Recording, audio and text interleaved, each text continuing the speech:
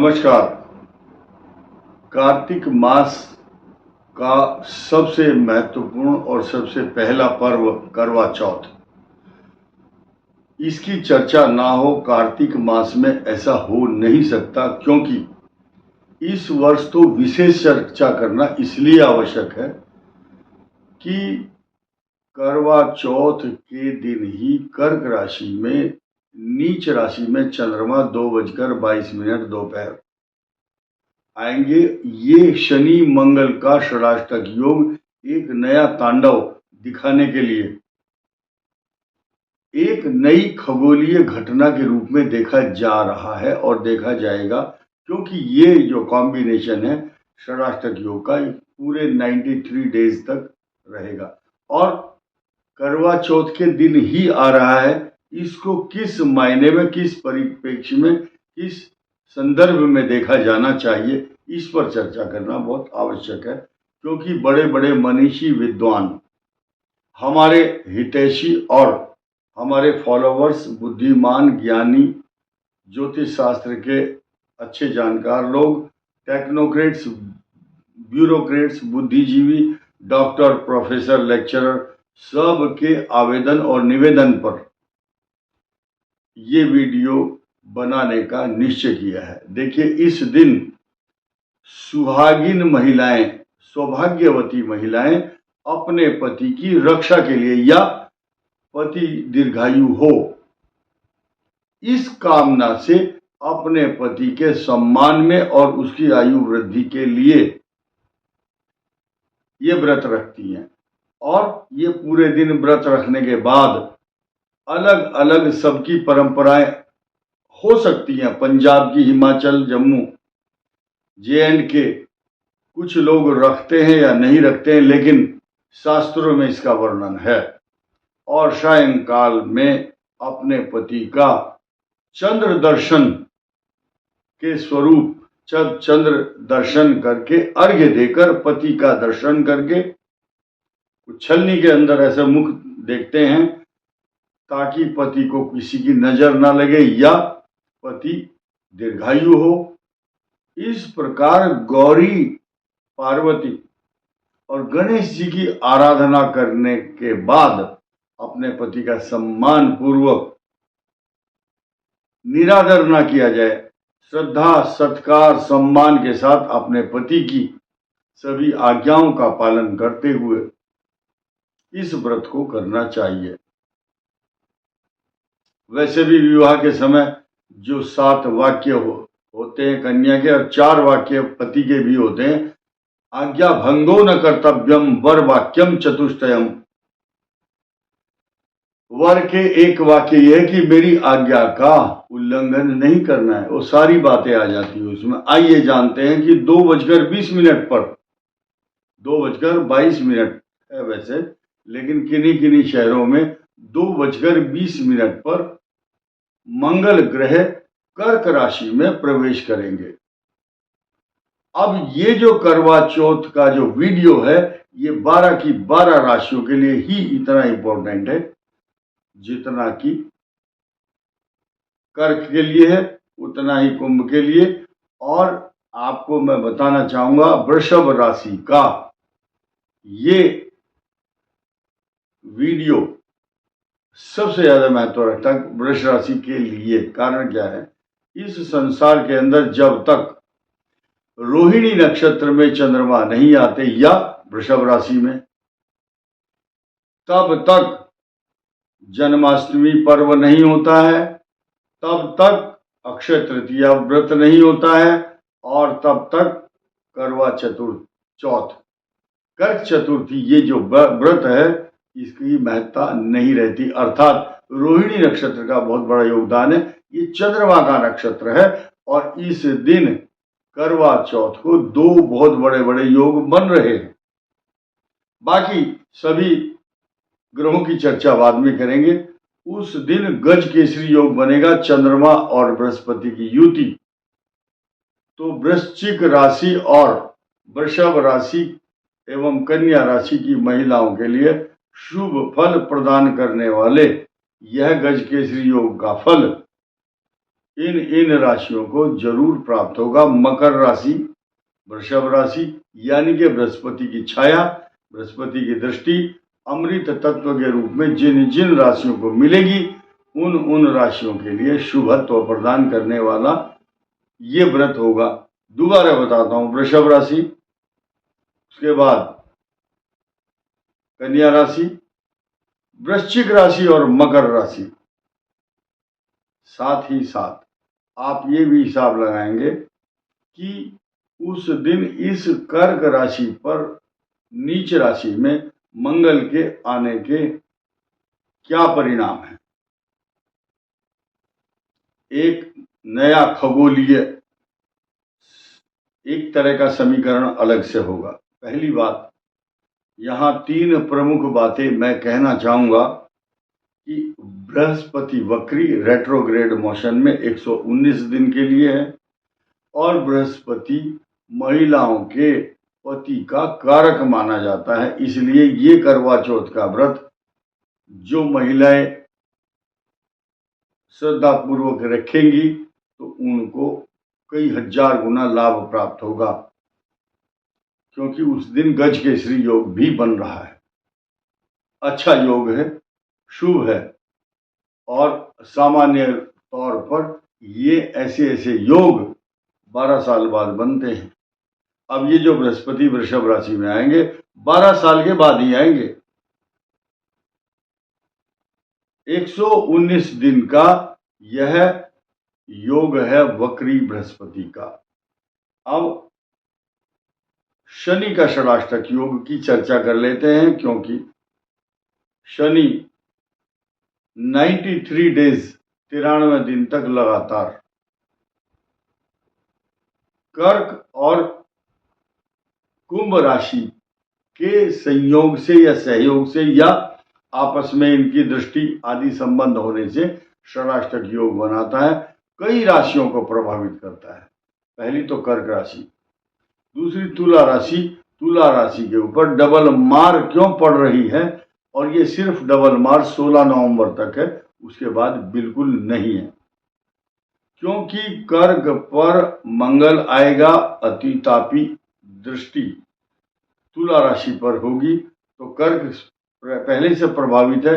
यद्यपि कर्क राशि का मित्र है मंगल, लेकिन नीच राशि में होने के कारण शुभत्व प्रदान नहीं करता है। साथ ही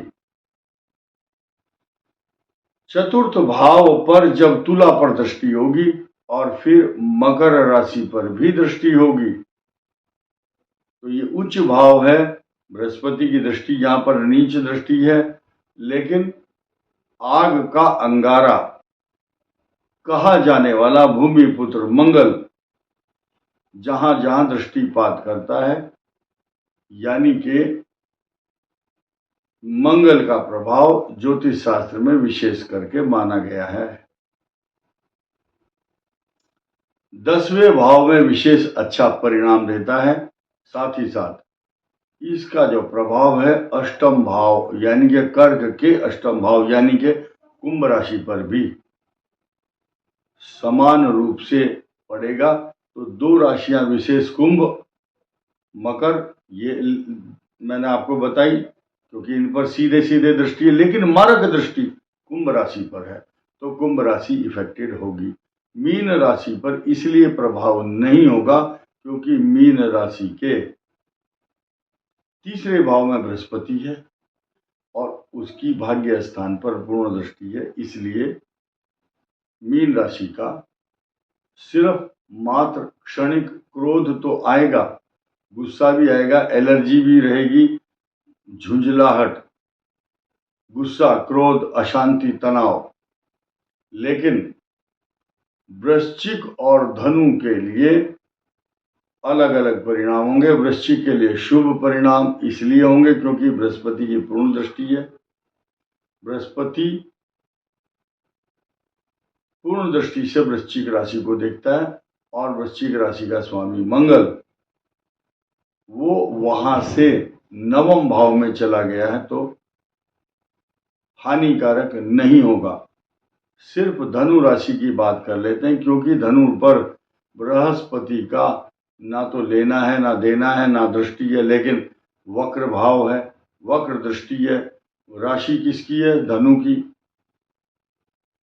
और धनु राशि से अष्टम भाव में मंगल नीच राशि में आने से मानसिक अशांति, कटुता, वैचारिक वैमनस्य, अपमान का भय और एक मन में अस्थिरता बनी रहेगी।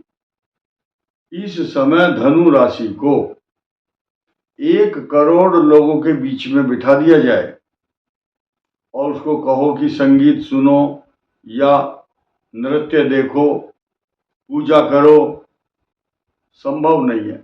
1 करोड़ लोगों के बीच में बैठने के बाद भी वो व्यक्ति अकेला महसूस करता है अपने आप को। कारण क्या है? क्योंकि केतु आपके 10वें भाव में है।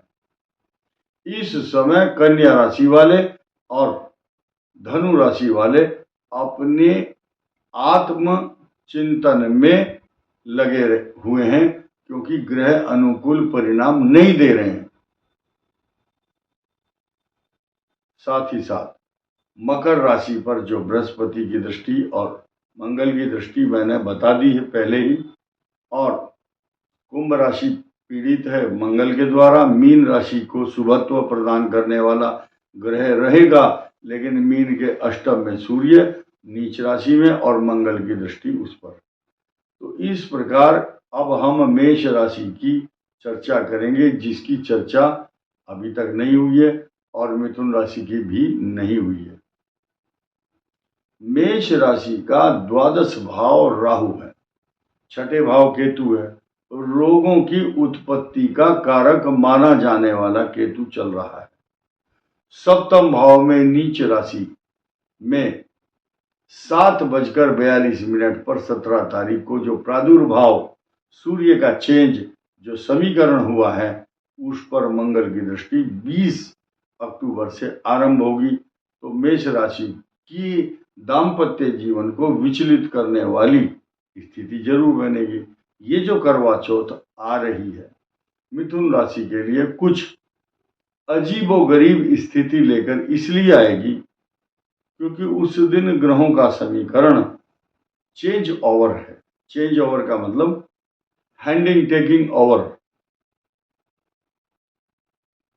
मिथुन राशि पर चल रहे मंगल का परिवर्तन टेक ओवर दूसरी राशि में अर्थात कर्क में दोपहर को होगा और पूजन होगा शाम को। मूड अच्छा नहीं है मिथुन का 20 तारीख को। क्यों नहीं है? क्योंकि आपके 12वें भाव में चंद्रमा, व्यर्थ की भागदौड़, अशांति, चिंता। मुझे ये बात बताने में खुशी नहीं हो रही है और कुछ लोग ये सोचते हैं कि हम अपनी तरफ से ये बातें बताते हैं। जो ग्रह हैं, जो समीकरण है, हमें किसी राशि से कोई शत्रुता नहीं है। इसके अलावा उस दिन आप अपनी वाणी पर संयम रखें। करवा चौथ के पर्व को बहुत सुंदर ढंग से एकाग्र होकर के, छोटी मोटी चीजें आपको विचलित ना करें। छोटी मोटी बातों को अपने मन में, अपने मन के पेट के अंदर ना डालो। आपने सुना होगा कुछ लोग कहते हैं कि ये बात इसने अपने दिल पर ले ली, मन में पिरो ली। नहीं, आपको ध्यान नहीं देना, अपने पूजा पर, व्रत पर ध्यान देना है। तो मिथुन राशि को अशांत करने वाला ग्रह आएगा। आपको कैसे संभालना है ये आपको भी सोचना होगा। हम आपको एक छोटा सा टिप देना चाहेंगे। उस दिन भगवान गणेश की पूजा सुबह भी करो आप, और शाम को तो आप करेंगे ही। गौरी गणेश पूजन करने के बाद ही करवा चौथ का व्रत पारायण और समापन किया जाता है पति की सुख शांति और उसकी दीर्घायु के लिए। भगवान शिव पर जो भी 12 राशियों में जो ज्यादा परेशान राशि है, 1 गिलास दूध में 50 ग्राम सफेद तिल डाल करके भगवान शिव का अभिषेक करें। और फिर शुद्धोदक स्नान करा करके ओम, 2 मंत्र हैं, ओम वक्रतुंडाय नमः, ओम गणेशाय नमः, ओम गं गणपतये नमः या ओम वक्रतुंड महाकाय सूर्य कोटि समप्रभ, इस प्रकार का मंत्र पढ़ सकते हैं आप। गजाननम भूतगणाधिसेवितम कपित्थ जम्बूफल चारुभक्षणम उमासुतम शोक विनाशकारकम नमामि विघ्नेश्वर पाद पंकजम। चंद्र दर्शन रात्रि में 8:20 पर, कहीं 8:40 पर भी होगा। दिल्ली का स्टैंडर्ड टाइम, मद्रास का अलग, कलकत्ता का अलग, सब जगह का अलग अलग होगा। इसलिए जब भी आपका चंद्र दर्शन हो, ऐसा आप गूगल में देख सकते हैं।